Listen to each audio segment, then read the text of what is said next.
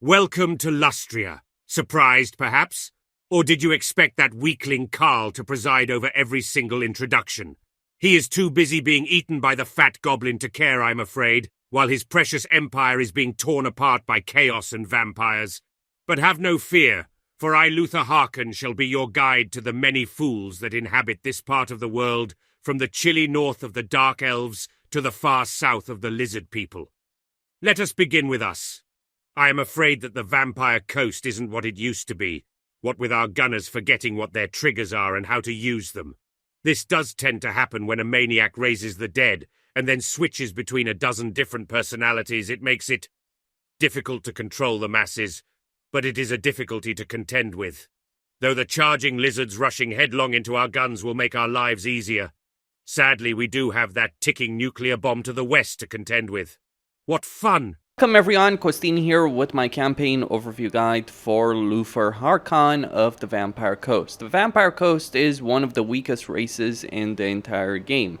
It's not that they don't have any kind of potential. On the campaign map, they actually have quite a few things going for them. Their potential to earn a lot of money from ports, their ability to build pirate coves, which can generate them quite a bit of money and increase their hero capacity, all those kind of things. They do have a lot of mechanics that work for them.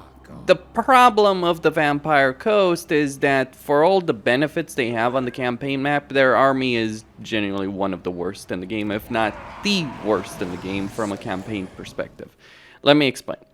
The Vampire Coast does have some really good artillery. Mortars at tier 2, carronades at tier 3, and, well, deck gunners. Screw deck gunners, they're worthless. But they do have carronades and they do have mortars, which are pretty solid artillery units that can do a significant amount of damage, and you can get them pretty quickly. On top of that, you also have a right for Queen Bess. Queen Bess is an incredibly powerful artillery unit that can decimate entire units. Unfortunately, you can only have one in the campaign, but is pretty substantial in terms of its strength. You have the artillery ability. You have the ability to do a lot of damage. If the mortars land, if the AI is not dodging, you can do a tremendous amount of damage with your artillery. The problem is that for all your artillery prowess, for all the power that your legendary lords and your regular lords and your heroes have, your army, your core unit roster is pathetic. In particular, the zombies. Like everything from these building chains, with the exception of Death Guard and the Terror Guys, are basically worthless. The reason they're so worthless is that the gunpowder units don't work because gunpowder units in general don't work in the game. The melee units are very weak because they have very weak stats, low leadership, probably some of the worst leadership in the entire game of any unit, so they'll break very quickly, and they won't run, they'll disintegrate, so you'll lose the unit completely. And very, very low armor. Not good stats. These guys are actually worse in a lot of ways than regular zombies, because here's the thing. Regular zombies are a lot cheaper than getting these guys. Significantly cheaper to get than these guys, and significantly cheaper to maintain. And yeah, the range prowess of the Vampire Coast, which is a range-centric faction, is pretty bad in a lot of ways. There are some decent units, but they're pretty expensive or they're high tier. So you get Depth Guard at tier 4, Depth Guard with polearms at tier 5, and at tier 3 you have Mongols, Sirens, and Rotting Prometheans. Now these units here can be decent, as can be the Rotting Leviathans, but every other unit, these two building chains, might as well, you can throw them in the trash, basically, with the exception of the gunnery right, but you don't increase the hero capacity for this building, so pretty damn pointless when it comes down to that. What about Necrofex Colossi? Again, they're not great units. They don't have great leadership. They don't have great stats. I was actually fairly disappointed when I started playing with Necrofex Colossi. I played the entire campaign as Noctilus, I can tell you. I won it. I didn't really have too many issues in battles, but I had to fight pretty much every single battle in the campaign, and I was basically winning the battles with the lords and the heroes. That was it. There's a lot of power the Vampire Coast have. Win battles because their horde armies in particular can bring artillery. You do have a selection of the legendary lord, as well as certain specific lords you can unlock for the skill line. But even then, you are going to have a lot of limitations in the campaign. You do have nice faction effects through the offices, because you can get like a lot of income, research, upkeep benefits, etc., etc., but your army is just pathetic.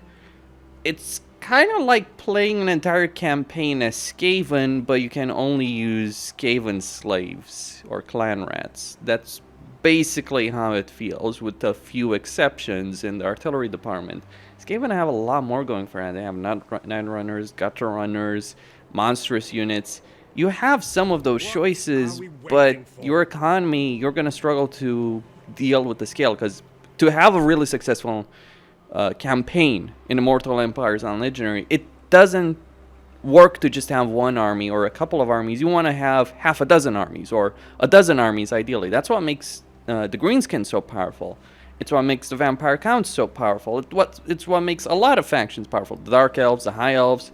And while the Warriors of Chaos may have limited armies, every single one of those armies is a doom stack in of itself, basically. You have some of the weakest armies in the game, and you also have limitations because you don't necessarily have the economy to support even a few good units. And the thing about those good units, to be clear on this, it's not like they're amazingly powerful, they're just decent. That's the problem. Now, having talked and trash-talked the Vampire Coast, and the only campaign of the Vampire Coast that's actually worth playing is Aranessa over here, because she actually has some really good units. If you have the Ogre DLC, you can get Man-Eaters from every port, and at tier 1, she gets the Certus Free Company, which are pretty decent melee units that have much better stats and are pretty equivalent to Nasty Skulkers in a lot of ways, which are incredible units for the Greenskins.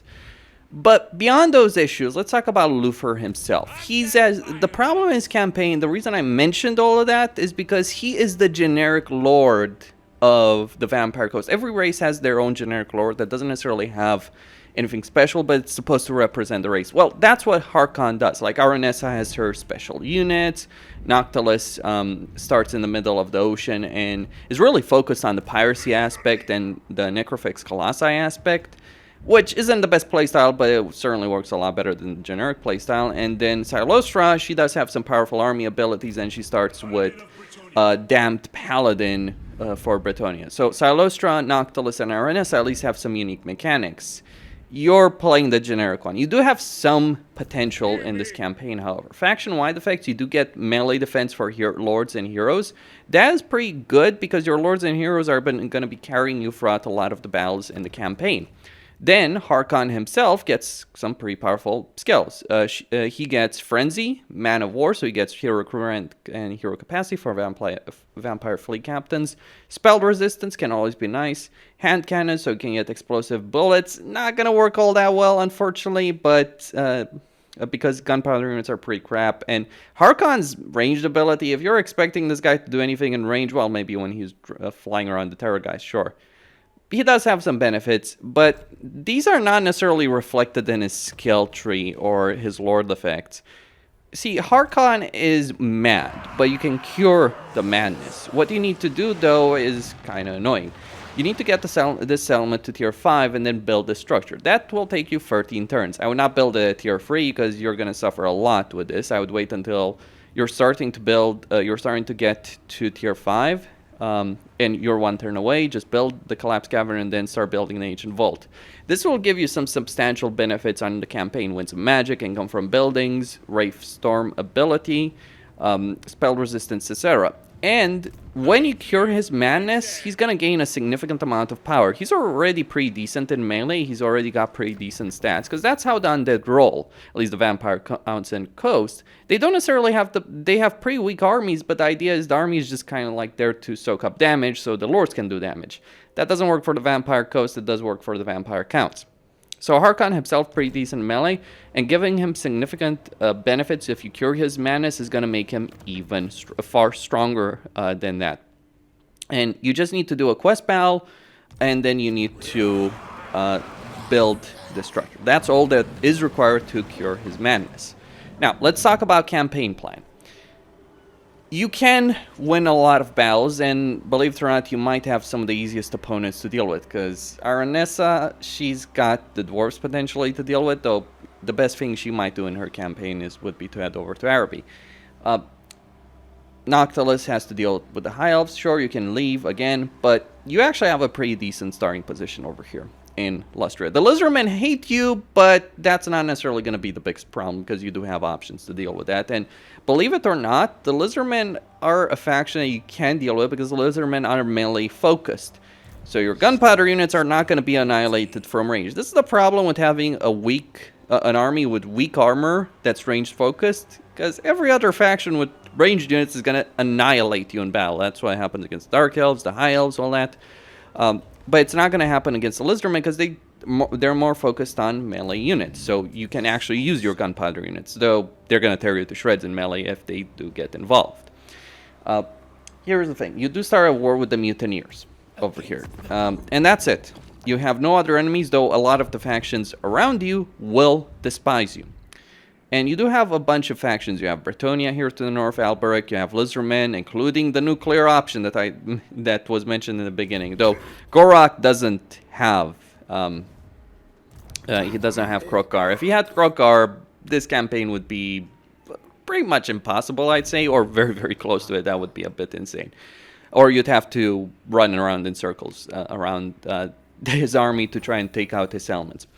So you take out the Mutineers. There's a treasure here, so you'll want to dig out for it. Dealing with the Mutineers is pretty simple. Very, very easy. You just raise the dead, get a bunch of units over here, and just throw them against the enemy. You have almost a stack, and then you throw it. You take these elements, you dig out the treasure. My recommendation would also be to try and get the secondary lord as quickly as possible. In particular, the fire starter trait, because the way it works with the lords is that you have different traits that will earn them loyalty dependent on what you're doing. So you can either give fire starter or murder.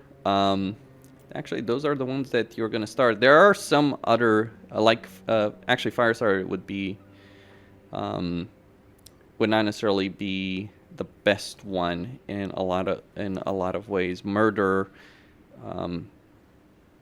might actually be the better choice. But there are some traits you want to avoid over here when it comes to loyalty, because what you want is to get other lords to a high enough rank and a high enough loyalty level to put them in offices so you can get these benefits. Campaign movement range, income benefits, etc., etc. There's a lot of benefits to be gained through the offices tree. What you want to do with Harkon is you want to build up his Horde army to level 2. And you don't want to build any building at tier 1. What you want to do is wait until tier 2 so you can get the mortars. That's one of the few powerful units that you want to get. And then you want to focus on casualty replenishment, upkeep, campaign movement range. One of the things that is actually important is growth, because what you want to do potentially in this campaign is get him to tier 4 so you can pump out Depth Guard. And also tier 3 especially, so you can get more ghouls and rotting Prometheans, all that kind of stuff. And then rotting Leviathan. So getting the Horde army to a high tier is actually pretty important, because it can serve a lot of your recruitment needs. And same, by the way, with the regular settlements in your starting province. Now, once you've dealt with your initial province, one of the things you may want to do is head on over here to take the Fuming Serpent. There is a Skaven faction in this area, and they're generally going to take control of this, but I believe that the settlement starts uncontrolled by any faction. They are eventually going to take this entire province, but you may want to take it and sell it to them to establish good relations. They can be a useful distraction. They're not going to achieve much because they're a minor faction, but you can establish good relations with Skrulk over here in the campaign. In fact, you start knowing him so you can get the trade agreement very, very quickly. One of the things to know about Lustria is that the Lizardmen generally tend to win this engagement. They tend to defeat Skrulk, and this entire area of the map ends up falling under their control. So you're kind of on the clock to conquer as much territory as possible before you start facing the combined tide of death that is Gorak, the Cult of Sotek, and of course Mazdamundi coming from the north. And you want to eliminate at least some of these factions, if not all of these factions, very quickly. So don't necessarily focus on Alberic, but instead focus on trying to take down Gorak very quickly. Though that is going to be a problem because he has a great deal of power in his faction, even without Krokar. Thankfully, you don't have to deal with that. But if you can eliminate Gorak very quickly in this campaign, you'll gain a lot of power. Now, you don't have any particular settlements that you need to take, with the exception of having the Awakening, because you need to have this element to cure his madness, because you need the structure here. But outside of that, you could just set sail and go into Khemri and deal with the vampires over there, as opposed to fighting the jungle warfare in Lustria. Though you need to hold on to your initial province, but beyond that, you may not have to care. So you don't have to fight the Lustrian campaign, you can fight the Khemri campaign what are the pros and cons when it comes to that? Well, you don't have to deal with Gore Rock and the Cult of Sotek, though the Cult of Sotek doesn't generally amount to much. And this is one of the best areas in the game. That said, you might benefit from just making a deal very quickly with Harkon the Black, because you do have that major diplomatic relations benefit, and maybe establishing some pirate coves over here with heroes. Specifically, the heroes that can do it are vampire fleet captains, which you can get from any particular port, and you can increase the hero capacity through ports over here in the campaign, if you get it to tier 5. Vampire coves are going to be pretty important to establish. So if you can, there's several ports over here. Yes, Harkon won't necessarily like it, but because you have such a major diplomatic relations benefit with him, he's not really going to be too bothered by you basically stealing some of his money by establishing pirate coves. And there's a lot of ports where you can do it here. Like there's 2 ports over here. There's 2 others here and another one in Xandri. And you might want to help Harkon the Black. Partly because if you can take the Black Pyramid of Nagash, that's a significant benefit for you. There's a lot of benefits from conquering this area, but of course, there's also all the factions that are coming over here. But you starting over here, making your way across the sea can be very beneficial. Those are your main choices in the campaign. Either fight the campaign in Lustria or fight the campaign in Khemri. Or fight the campaign in Lustria, establish a foothold, help Skrulk establish some control, make an alliance, and then set over to Khemri. Harkon generally survives very, very well against the factions arrayed against him. I've rarely, if ever, seen him lose a campaign. Sometimes it happens, but on Legendary, very hard difficulty in particular, I rarely see it happening. And by the way, this is actually an important point. I make these videos on the assumption that this is played on Legendary very hard. Now, why does this matter in particular? Well, I'll tell you why. If you set the battle difficulty on easy, even if you just fiddle with it like this is going to change the AI behavior for at least a couple of turns. The AI makes decisions based on its chances of winning battles, or what it sees as its chances. Well, very hard battle difficulty increases their chance of winning battles. Basically, what I've noticed is if I play on easy, the AI or a lot of factions end up behaving very differently than they do on very hard. So on easy, Harkon might lose. On very hard, he doesn't tend to win, in the sense he doesn't conquer Khemri, but what he does is he defeats Rapans the vast majority of times, and he then gets in an unending war with 3 provinces that he'll have, like the mountains, the coast of Araby, and the Land of Assassins. He ends up in a major war with Volkmar, Cetra, and potentially Skarbrand, for whatever reason. I've seen that happen more often than not. They are gonna find it very difficult to defeat him, but he's not gonna be able to expand. And that's where you can come in and really take advantage of that situation. Now, there are, of course, there are, of course, some other paths. If you could take the Galleon's Graveyard, that can be a significant benefit in your campaign over here when it comes down to it. Bear in mind, you cannot confederate with other factions. So if you're going to go after Noctilus, go for it. Now, a lot of factions may have a severe case of despising you because you're a filthy undead. In particular, the Lizardmen with that minus 160 aversion. And it's not necessarily going to get better for the elves.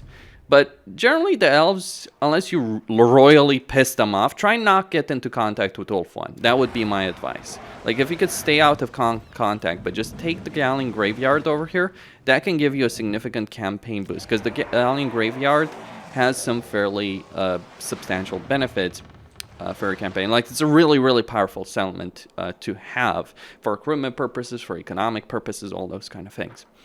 But yeah, either go for Lustria directly and spend most of your campaign here. And you can spend a lot of turns in just fighting the Lustrian War. And most of the terrain, with the exception of these mountains here, is suitable to you. Then you can go get the Galleon Graveyard. You could also take Sartosa. There's benefits in Sartosa, significant benefits in Sartosa as well. So wiping out Arnessa and Noctilus, gaining control of Sartosa, and then establishing Pirate Coves and maybe conquering a substantial portion of Khemri. Keep in mind, a lot of the terrain, unless we're talking about the mountains, is very suitable here until you reach the Badlands. So you can conquer all of this territory and make it your empire. Or a portion of this territory, let Harkon have these 3 provinces. you basically take over the rest. Those are your choices in this campaign.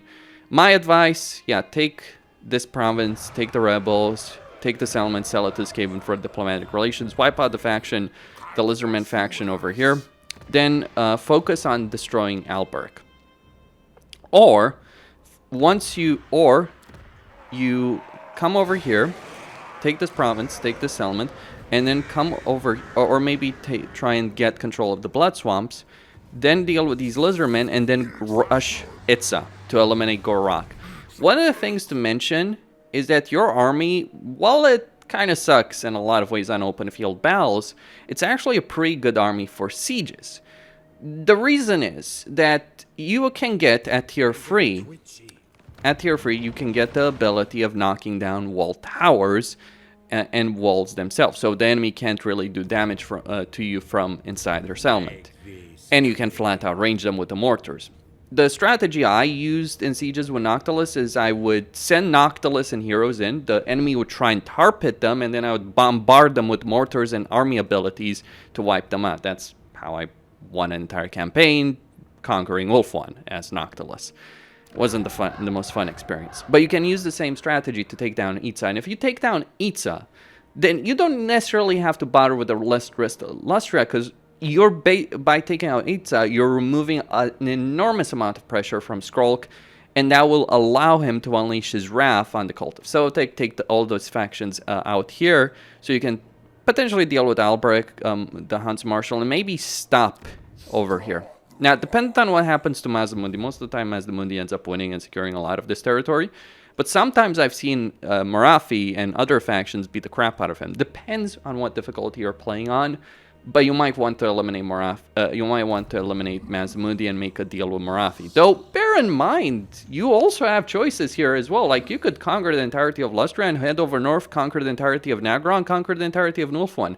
There's a lot of terrain choices in this campaign because there's a lot of terrain suitability factors. My advice, avoid Ulfuan and the Dark Elves. They're a pain. Your army is particularly weak against them.